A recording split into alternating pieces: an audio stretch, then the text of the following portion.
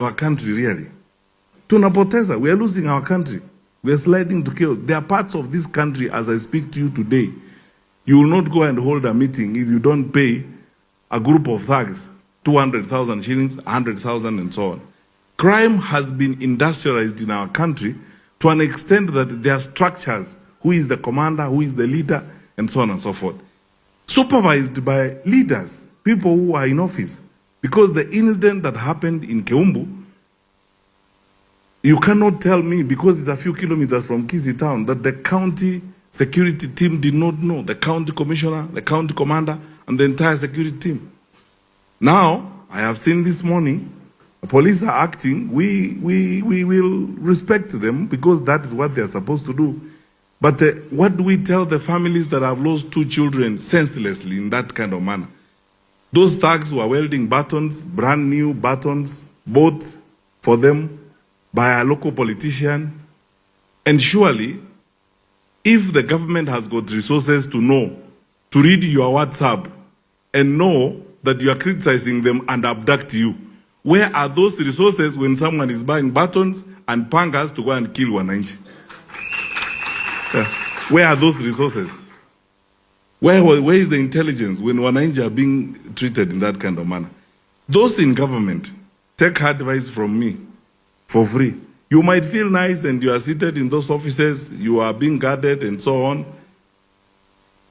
It can actually happen, and it will happen. Trust me, that when the country slides to chaos, you will also be a victim of those problems. So let's do the best we can. And Dr. Fred Okengo Matiang'i, the Jubilee Deputy Party Leader and also the Jubilee Party presidential candidate, has said that the country is heading to a wrong direction, saying that we have no country now. According to what is happening, goons in Kenya, goons attacking hospitals, goons attacking offices, goons attacking Kenyans, and also goons attacking churches. He's saying the country is very desperate and the president is desperate on what to do. He accuses the president of mismanaging the country Kenya, also telling Kenyans that we have no country as per now. Let's listen to Dr. Fred Okengo Matiang'i. I mean, we also not dumb. Hata sisi tunafanyanga collections ya information, tunajua, we can see where the country is going. There is no pathway. There is no pathway for these people to win an election. Ndio wameanza hizo maneno umesikia, oh, you know, ikisipotosha tutajaza sijui nini. It's a psychological warfare wanataka, ili watu waanze kuwa intimidated, kuogopa, or to lose your interest. Uone no, hata siwezi nitashindwa. Don't be deceived by those things. Don't you ever take that nonsense. Sisi tuende kwa kura. Wananchi wa Kenya wanataka kubadilisha serikali hii. Wametuambia hivyo. Na sisi tuko tayari kufanya hiyo kazi. Vile President Kibaki alikuwa anasema, kazi tunaijua na hiyo tupate kura, tuende kufanya hiyo kazi. Basi. And never followed comprehensively, because you see, how is it? Just ask yourself a very basic question. All Saints Cathedral is in the capital city of our country. How can people beat up thugs, criminals, beat up people to even into All Saints Cathedral in the capital city of our country? How can that happen? I don't understand whether our leaders have a sense of shame. No, it is very humiliating for our country to see those kinds of things we are seeing. Because we can have political differences will not end even after the elections next year. We are a democracy. We will always argue. We will always have differences of opinion. But we should manage ourselves responsibly. That is not the way to manage a country. Now we are scaring investors. We are scaring people who like to put resources in our country.